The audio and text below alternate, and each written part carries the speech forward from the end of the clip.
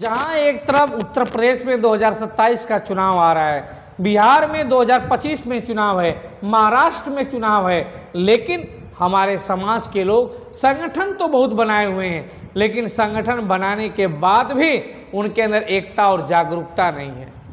अब ये लोग दरअसल चाहते हैं कि पैराशूट के माध्यम से हम राजनीतिक रूप से मजबूत हो जाएं। वो कैडर वाइज मीटिंग नहीं करना चाहते, अपने लोगों को वोट की ताकत के बारे में बताना नहीं चाहते, अपने लोगों को जागरूक नहीं करना चाहते। सिर्फ चाहते हैं कि मैं विधायक बन जाऊं, मैं सांसद बन जाऊं, सब कुछ मैं हो जाऊं। हम का कोई जवाब नहीं है। हमारे समाज में सबसे बड़ा जो माइनस पॉइंट है ये यही है कि सभी लोग मैं के लिए हैं, हम के लिए कोई नहीं है। मैं बार बार देखता हूं मुंबई जैसे शहरों में तमाम महीने 2 महीने में कार्यक्रम होते हैं और उस कार्यक्रम का उद्देश्य सिर्फ नाच गाना, एंजॉय करना, खाना पीना, सम्मान समारोह, विवाह परिचय समारोह। क्या है ये सब? इससे गरीब लोगों के जमीन के कब्जे होना बंद हो जाएंगे? क्या गरीब के लोगों के अंदर राजनीतिक जागरूकता आ जाएगी?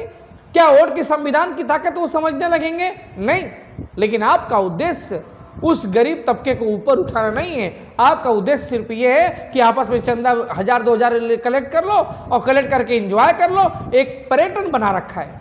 मैं इसका सीधा सा विरोध करता हूं और मैं चाहता हूं कि ये सब जितने लोग ये सब कार्य करते हैं सब बंद कर दो।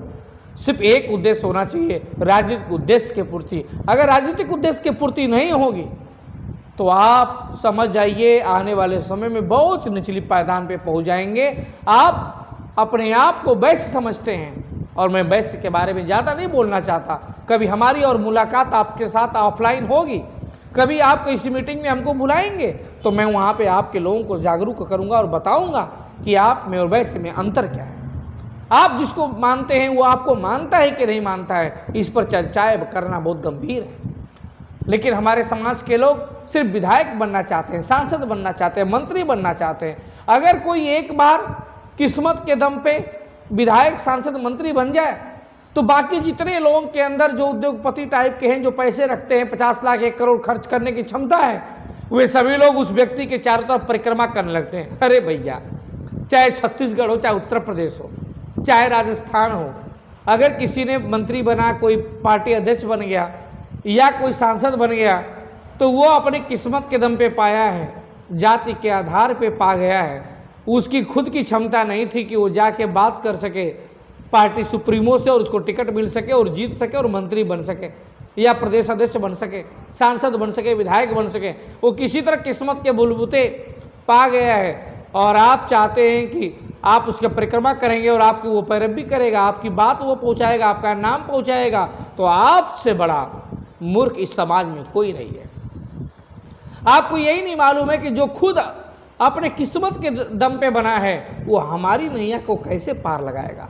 आपकी नैया को वो पार लगा सकता है जिसके पास राजनीतिक नेतृत्व करने की क्षमता होगी, जिसके पास राजनीतिक चहलकदमी करने की क्षमता होगी, जिसके पास लोगों के दुख दर्द आवाज़ को सुनने और उसको सॉल्व करने की क्षमता होगी, जो ज़मीन की बात करेगा, जो अपने समाज के गरीबों की बात करेगा, अपने समाज के दुखी लोगों की बात करेगा। सिर्फ पैसे वाले लोगों के परिक्रमा करने से राजनीतिक वर्चस्व मिलता तो अडानी और अंबानी राजनीति के शीर्ष पे होते, वो खुद प्राइम मिनिस्टर होते।